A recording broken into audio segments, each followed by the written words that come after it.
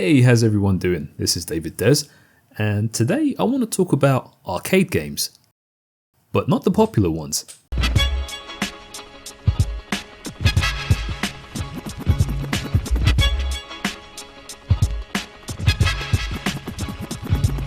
So I'm not going to be talking about the iconic, world-famous, blockbuster pieces of coin-operated software that you always see in retro gaming bars. So no, I'm not going to be talking about the big boys. No Pac-Man, no Street Fighter 2, no NBA Jam, no Daytona USA, no Time Crisis, no Space Invaders, none of the heavyweights. Instead, I want to talk about the unsung heroes of arcade gaming, the little discussed and underappreciated arcade games that aren't the most well-known titles, but are definitely worth playing. And in this video, I'm going to recommend 5 of these games in particular.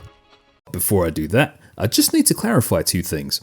Thing number 1, this video is not about the top 5 arcade games of all time or anything like that. What it's about is a list of recommendations of lesser known arcade games that are all great in their own way and are all definitely worth checking out.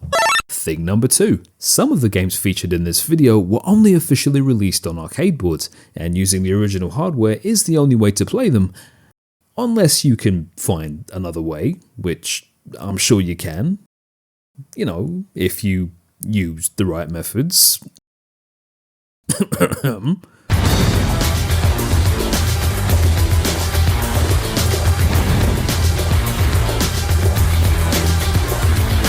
Okay, so now we've got the prerequisites out the way, let's take a look at these underrated games. Here we go, come on. Let's start the countdown, let's do it. Okay, 3, 2, 1.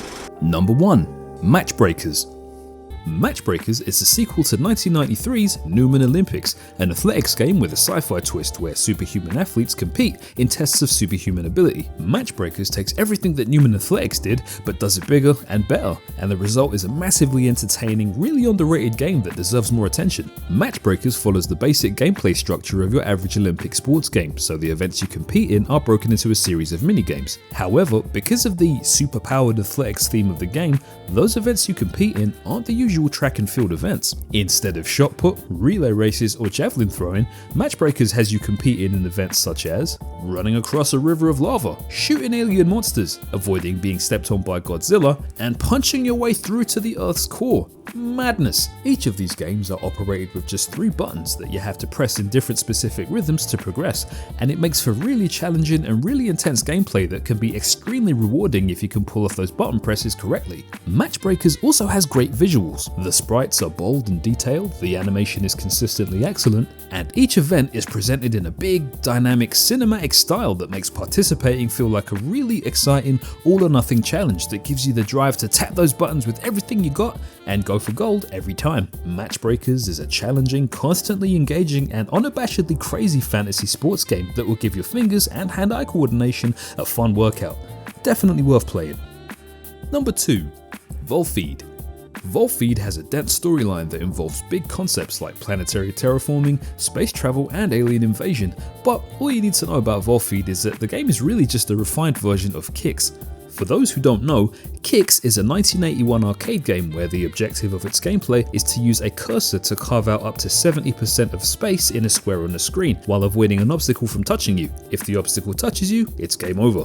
Volfeed takes the core gameplay of Kicks, adds more power-ups, adds a new coat of paint in the form of a sci-fi aesthetic, and adds more obstacles in the form of alien robot monsters. The result is a game that takes the formula of Kicks and expands it into something that feels bigger, more scary, and more exciting, and it really is worth trying out. What's great about Volfeed is how the tension builds in each stage. Each stage starts out simple with you having to carve out space on the screen and avoiding enemies, but the more space you carve out, the harder it is to avoid getting hit by enemies, and the more carefully you have to consider your next move. But you can't take too much time considering your next move because there's a timer always counting down, forcing you to think fast, act fast, and possibly fail fast. The whole thing leads to incredibly tense gameplay, and if you can make your way through all of that tense gameplay by beating the stage, you get a really satisfying sense of reward for making it through. Volfeed might look a bit strange and abstract on the surface, but if you give it a chance, you'll find it to be a really exciting, really well designed game with an extremely gratifying risk and reward factor.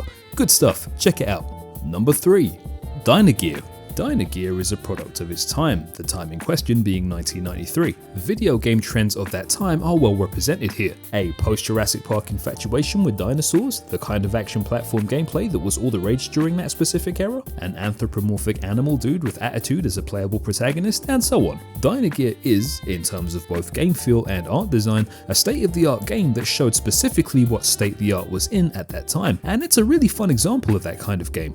Dino Gear's core gameplay is classic run, jump and shoot type stuff, and it always feels good to play thanks to a responsive double jump, a variety of visually vibrant weaponry, as well as enemies that disappear in big satisfying explosions when you defeat them. Interspersed throughout the gameplay are lots of eventful little moments that grab your attention. Stuff is always happening in this game. Things are constantly combusting, power-ups are always popping up, NPCs are always telling you cryptic messages, dinosaurs are always randomly making appearances to help you beat up bad guys. It's all going down in Dino Gears, and it's just a lot of fun. One thing in particular that I love about Dino Gears are the collectible items that you can pick up. They just might be my favorite collectibles in any game. They're big, chunky, glistening, visually enticing icons that are just begging to be collected the moment you see them. Plus, they look like the Mortal Kombat logo, which is nice. Dino Gears is action-packed, frantically paced, dinosaur-punching fun that's definitely worth playing, especially if you're a fan of early 90s action platformers. Number 4. Nitro Ball. Nitro Ball is an underrated arcade title that combines the pinball game with the top-down shooter. It smoothly mixes these two genres together in a really fun and intuitive way, and I think it deserves more attention for that. Nitro Ball clearly takes its inspiration from the 1990 Midway arcade hit Smash TV. Its theme and gameplay is definitely reminiscent of that game. But what Nitro Ball does to differentiate itself from Smash TV is add a heavy dose of pinball to the core gameplay of top-down shooting. So in addition to the shoot 'em up action, the game also has stages that take place on giant, beautifully detailed pinball tables. And at certain times, your character can actually transform into a giant pinball, allowing you to roll around and crush everything in your path for big points. This mix of pinball and shoot 'em up gameplay blends together perfectly to make a hugely entertaining, fast-paced, and frantically fun game that always keeps you on your toes. Nitro Ball also has great level design. Each stage has a specific theme, and the obstacles and enemies within the stages represents those themes. So for example, the horror theme stage has you battling ghosts and mummies, the war theme stage has you dealing with soldiers on gun turrets, the American football theme stage has you dodging giant deadly footballs, and so on. The diversity and variety of these stages keeps the game feeling fresh all the way through, and will give you plenty of incentive to keep blasting through it to see what surprises will pop up next. Nitro Ball is definitely worth checking out. It's constantly eventful, hyperactive, well-designed fun that boldly attempts to combine two gameplay styles in a cohesive whole, and succeeds big time. Good stuff. Number 5. Zookeeper.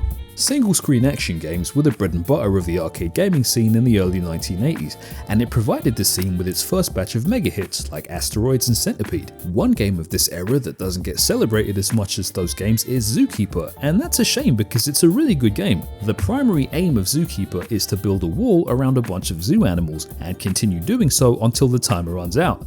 The problem is, the zoo animals don't want to be kept behind a wall and constantly fight their way out of captivity. As you build walls, the zoo animals keep breaking them down, and when you do, they come after you, and if they catch you, it's game over. This all creates a gameplay loop of building walls, avoiding animals, briefly fighting them off with a temporary net, and just generally keeping on your toes until the timer runs out, and it's all really exciting, frantically paced fun. Every part of Zookeeper's moment-to-moment core gameplay feels nice and gratifying. Building walls, hopping over animals to get points, and hitting animals with nets all just feels good to do, and the whole thing blends together as a satisfying whole that goes from simple fun to intense action as the game's level of challenge and number of agitated animals increases. Also, the game has bonus levels where, in a Donkey Kong inspired change of pace, you have to make your way up a series of platforms to the top of the screen to rescue a lady from a monkey who throws coconuts at you, and it's a good alternative to the core gameplay. Zookeeper looks nice too. The game has an effectively simple look with cute sprites, particularly the little zoo animals that have these funny scrappy little animation cycles. Zookeeper is well worth your time. It's a thoroughly enjoyable game that has a lot of variety, challenge, and good old-fashioned old-school arcadey fun. Good stuff. And we're done. Yeah man, that's it. That's 5 underrated arcade games and why you should play them. Give those games a try, you won't be disappointed. They're all great. Thanks for taking the time to watch this video, I do really appreciate that. And if you know of any underrated arcade games out there, let me know about them in the comment section. I'm always up for checking out hidden gems. For now though, it's time to go.